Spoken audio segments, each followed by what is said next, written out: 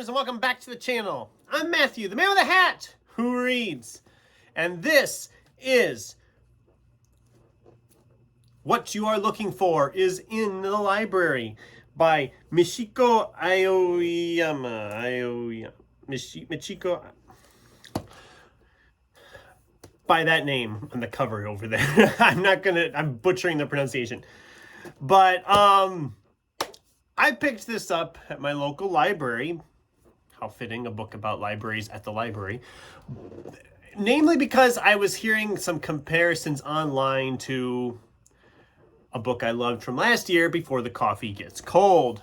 And I gotta say, I understand the references entirely, as this is very much, I'm guessing, inspired by that book to an extent. It's split into 5 chapters. Each chapter focuses on a different main character coming into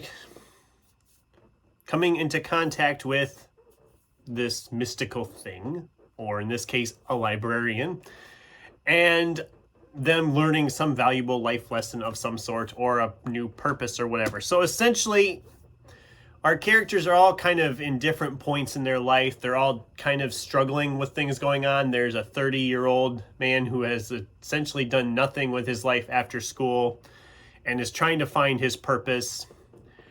There's a gal who was head of this magazine, and she went on maternity leave. When she came back, she essentially got demoted at her job.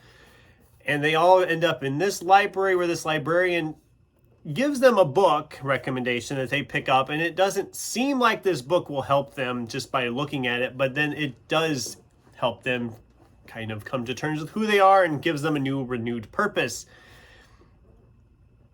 I loved it. I mean, what can I say? I loved it. You know how I felt about Before the Coffee Gets Cold, and the book similar to that, only about libraries. I'm sold. I was sold on it right away. I enjoyed it immensely. After the slump I was in March, this book, along with a few other ones I'm working on now or have finished by the time you're watching this video, April's going to be the exact opposite of March. It's going to be just a great month of reading. I can feel it because it's been that so far, and I love it for that. And yeah, I don't know else to really say about it. I don't want to go into any details and spoil anything else about this book. The books that are mentioned in all these chapters, there's actually a section in the back where you can actually get these books, details about what they are, who wrote them. It's very fascinating in that case as well. I don't know that I will hunt out any of those because they don't really fit in with what I normally would read anyway. But the option is there for people who do want to go into that direction. But I really, really, really enjoyed this book. I don't know what else I can say about it in this video. It's going to be a really short review video, but that's okay, I guess. It was a 5-star read for me. The way the year's looking, with a lot of the books I'm excited to pick up, if they keep getting 5 stars, I would say it'll be in my top 10 at the end of the year, but it's hard to say because there's just a lot of good stuff I want to get to that I'm really excited to pick up. And this was a great one. It's not very long, but it didn't have to be. And I loved it so much. I'm just repeating myself at this point. But yeah, those are my thoughts on What You Are Looking For is in the library.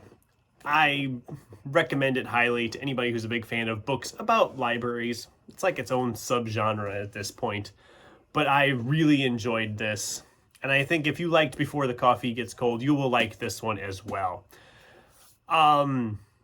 I guess that's the review, I guess. I mean, have you guys heard of this book? Have you read this book? I'd love to hear from you in the comments below on that.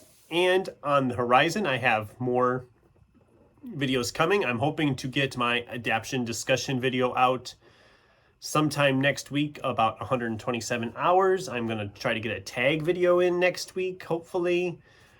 And we'll see what happens from there with my reading and what I'm going to be talking about. So thanks for watching, and until next time, keep turning pages.